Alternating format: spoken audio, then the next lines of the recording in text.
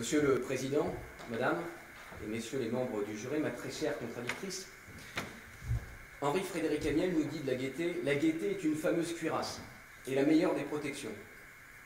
Mais nous protéger contre quoi, me direz-vous? Bien, je vous répondrai qu'en ces temps troublés, rien n'est plus facile que de céder à l'obscurantisme, à la peur, au repli, de voir le verre à moitié vide. Ne sommes-nous pas, mesdames et messieurs, le fruit de notre expérience? Pas que cela, mais aussi cela.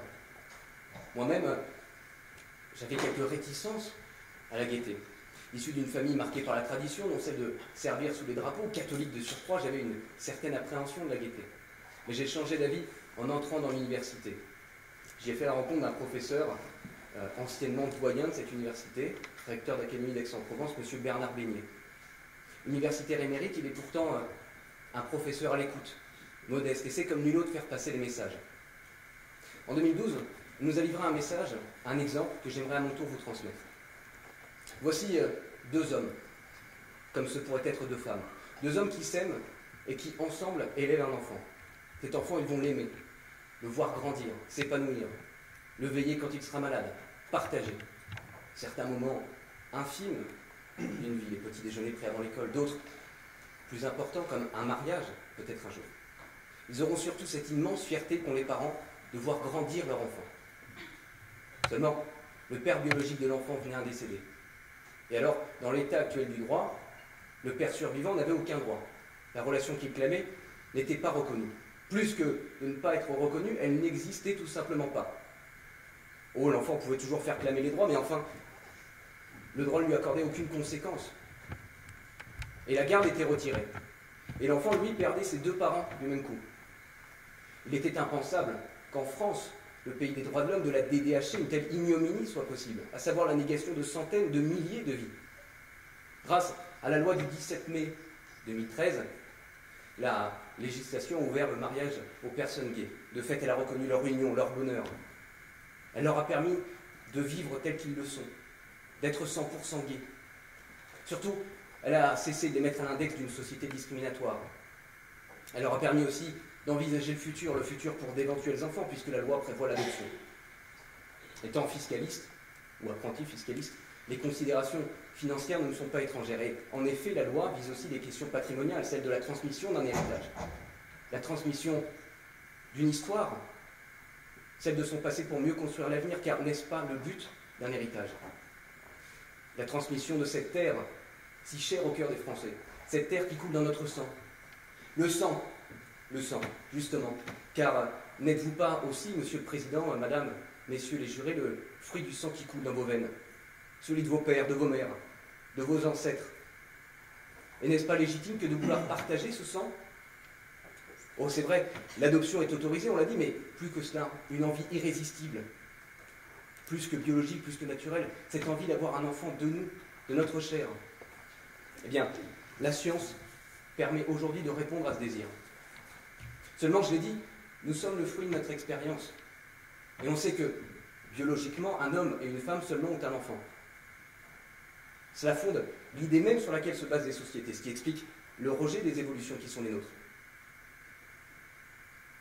La législation n'en fait pas autrement.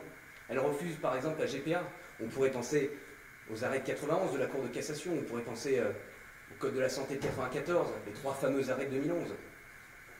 Quelles sont les raisons? Indisponibilité du corps humain et la comparaison avec la location d'utérus. Bien alors c'est fini, tout est dit, fin de l'histoire.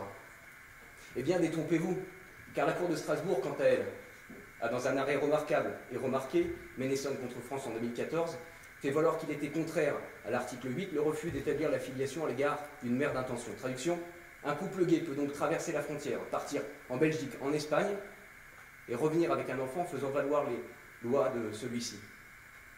Mais alors, la GPA est-elle autorisée? Ça n'a pas de sens. Et vous avez raison, cela n'a aucun sens. En réalité, c'est une façade, un dernier sursaut, une hypocrisie en somme.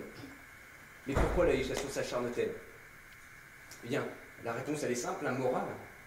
La morale. Une morale qui nous en apprend plus d'ailleurs sur la sexualité de notre société que sur l'état du droit. Prenons un exemple, si vous le voulez bien. Les exemples sont toujours plus marquants. Aussi, prenons deux couples. L'un est hétéro, l'autre beaucoup plus gay. Et voyez-vous, ces derniers, on pourrait les juger hâtivement avec la condescendance des bourgeois et se dire mais finalement, ces gens-là sont trop heureux pour avoir un enfant, trop de gaieté n'étant pas bon pour le développement. Mais avant d'en arriver là, poussons plus avant l'exemple. Voici donc un couple homosexuel. Au hasard, Emmanuel et Mathieu. Jeunes couples qui sont, somme toute, assez banals. Ils vivent assez comme nous, sortent peu, une fois par semaine, et encore s'ils ne sont pas fatigués. Font l'amour assez peu aussi, 2 fois par semaine, ce qui, vous me direz, les qualifie dans la moyenne nationale. De l'autre côté, en revanche, prenons l'autre couple, Christian et Anastasia, toujours au hasard, qui eux sont beaucoup plus portés sur la chose. Amateurs de pratiques sexuelles qui frôlent avec le danger, ils poussent toujours plus loin les limites du corps humain. Monsieur, d'ailleurs, bien qu'étant milliardaire, a de graves problèmes, rapport avec sa mère, des jeux sadiques qu'il rapporte sur des femmes aux mœurs plus douteuses. Eh bien, dans notre exemple, j'aimerais maintenant savoir qui est le mieux placé pour élever un enfant. Méfions-nous des apparences, des jugements hâtifs. Suis-je heureux parce que je porte une chemise rose? Suis-je incapable d'élever un enfant simplement parce que je suis gay? Entre celui qui juge et celui qui est le plus à plaindre? Non. La morale ne doit absolument pas être prise en compte ici. La morale, elle est subjective, elle est fluctuante, elle dépend du contexte spatio-temporel. Ce qui doit compter ici, Monsieur le Président, Madame, Messieurs les jurés, c'est l'intérêt supérieur de l'enfant. Mais que doit-on entendre par intérêt supérieur de l'enfant? Eh bien, à mon avis, il n'est personne autre que l'Américain John Irving qui développe le mieux la thèse. Dans son livre « L'œuvre de Dieu, la part du mal », l'auteur américain raconte l'histoire dans les années 40 d'un docteur, Wilbur Large, qui dirige un pensionnat. Il s'occupe de ces orphelins, laissés pour compte par la vie elle-même. Des orphelins qui n'intéressent personne, issus de relations adultérines. Mais dans le même temps, ce docteur pratique des avortements dans le plus grand secret. Et l'auteur nous explique comment l'amour transparaît dans chacun des actes du docteur. L'amour pour les enfants, l'amour qu'il donne aux orphelins, et l'amour qu'il tente d'éviter à de futurs orphelins, car il explique que le plus beau des actes, celui de donner la vie, peut devenir un acte aussi abominable qu'infiniment triste lorsque l'enfant n'est pas désiré. Alors, on ne serait pas capable d'apporter de l'amour à un enfant lorsqu'on serait gay? Mais qui le dit? Qui peut le juger? Les moralistes, eux, parleront encore pour l'intérêt supérieur de l'enfant des moqueries qu'il pourrait subir. Il serait moqué par ses camarades à cause de ses parents. Et moi, je vous le dis, il le sera. Mais qui n'a pas été? Moi, j'avais des parents hétérosexuels et pourtant j'ai été moqué.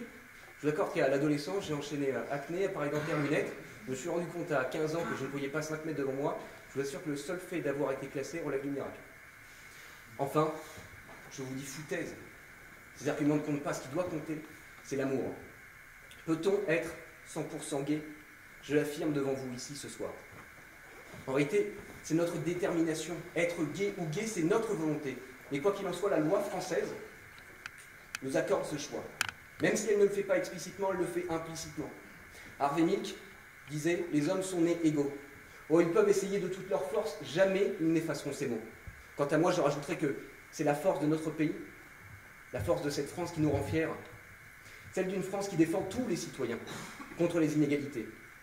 Une France qui vous dit « Oui, vous pouvez vivre 100% gay, 100% gay. Heureux de vivre votre différence, être heureux. » En fin de compte, la France devra légiférer sur le sujet, il est vrai, et ça lui permettra de régler certains problèmes inhérents concernant, par exemple, les mères porteuses. Mais enfin, l'évolution, qu'on le veuille ou non, est déjà là, la GPA est déjà admise, comme je vous l'ai dit, la Cour de Strasbourg l'a admise. Et alors, la France ne vit pas dans un monde isolé. De l'Espagne à plus récemment la Finlande, les pays du monde entier reconnaissent cette évolution. Une évolution qui d'ailleurs n'est pas une décadence, qui n'est pas la fin d'une civilisation, mais elle est simplement la continuité logique des valeurs en quoi nous croyons, la liberté. En réalité, l'heure est au choix. Mesdames et messieurs, désirons-nous faire continuer un passé qui d'ores et déjà est révolu? Désirons-nous vivre dans la peur? Cette peur qui nous a conduits jusqu'à la folie, jusqu'au rejet de toutes nos valeurs, comme ce fut le cas pour Vichy et ses lois honteuses quant à l'homosexualité. Pour ma part, j'ai envie de me battre pour ce en quoi je crois, pour le droit, pour la justice, pour la liberté. Je terminerai en vous livrant un poème de Tennyson qui résume bien la mentalité dans laquelle j'ai écrit cette plaidoirie. Et si nous ne sommes plus cette force qui autrefois remuait la terre et le ciel. Ce que nous sommes, nous le sommes. Des cœurs héroïques et d'une même trempe, affaiblis par le temps et le destin, mais forts par cette volonté de chercher, lutter, trouver et ne rien céder. Je vous remercie, Monsieur le Président.